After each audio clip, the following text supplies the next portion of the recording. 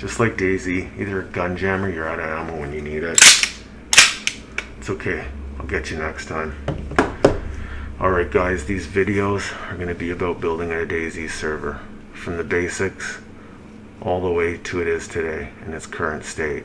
With Omega Manager, with CF Tools Cloud, with everything you need to run a proper server. But in order to do that, start at the beginning. So I'm going to give you a little history on DayZ, history on myself, and then I'm going to show you how to build a basic server. I'm going to show you how we do it and how we did it the old way. So, in 2009, Arma 2 was released. It's a military game. 2013, a mod for that game was released. It was called DayZ mod. Similar to what we play today. In 2013, when I was playing that game, there was tons of servers, just as many as there are today for DayZ standalone. Some of the servers I played on back then: CCG, Custom Combat Gaming, Zomzy, which was another one. It was an interesting server. A lot of it was pay to play. It was bullshit. There were a lot of hackers out there taking them down, rightfully so. I don't know, pay to play, come on man. Back then you used to be able to buy your base. They'd put a safe zone around it. Every restart, all your vehicles would be back there. These were the vehicles that you had to purchase from the server providers though. That was the thing, right? So for $100 you'd get a base with a bunch of containers around it and a Humvee, you know, and maybe a helicopter if you paid enough. I think it cost about $75 a month to do that. So I'm glad it's changed in that way. There are a lot of shitty servers out there today, but there's some really, really good ones. So I've been running servers pretty much from the Arma 2 DayZ days. When that mod first came out, I started learning about this stuff. So like I said, these videos are going to be about building your own DayZ server. But in order to do that, you need to learn how it's done. If you start at the beginning, fixing the problems later on will be easy. The more you know, the better.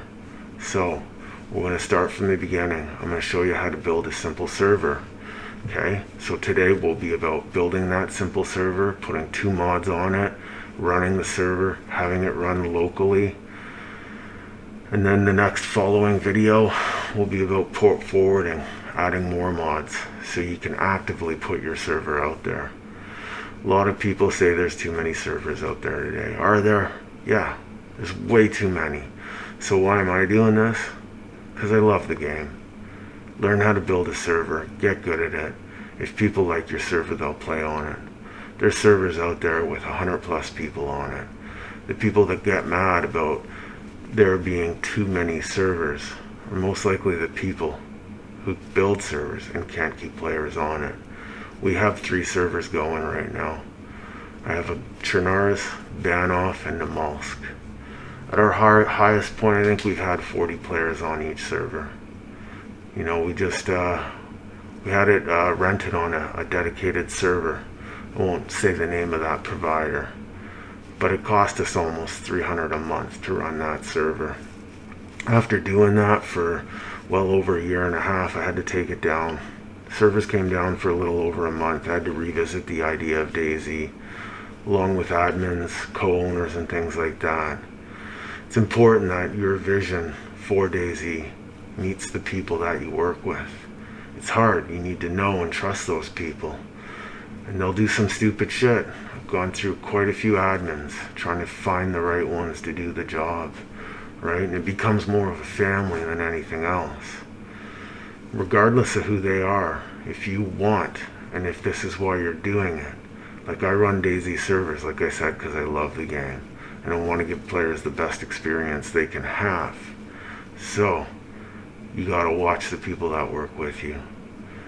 People do some stupid shit, right? A lot of people just want other people to like them. And when you give people permissions and admin powers and they step out of line and abuse those powers and help other players abuse those powers, you destroy your server.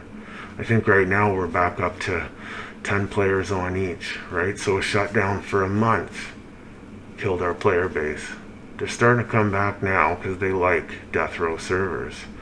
However, if you're going to get into this, get your goddamn head in the game. you're gonna need to have some skin in on this, man, if you want to make it work. And if you're the type of guy to give up easy, stop watching now, because the shit ain't easy. You're gonna have to put some effort into it. So, like I said earlier, today's video is about a simple server. How to set it up, how to start it, how to run it, how to join it locally on your own system. Okay? So, and this is how they did it back in the day. Today, it's done a lot simpler.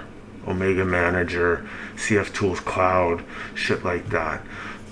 But if you learn how to do it this way, when you get to that stuff, it's going to be way easier for you guys, right?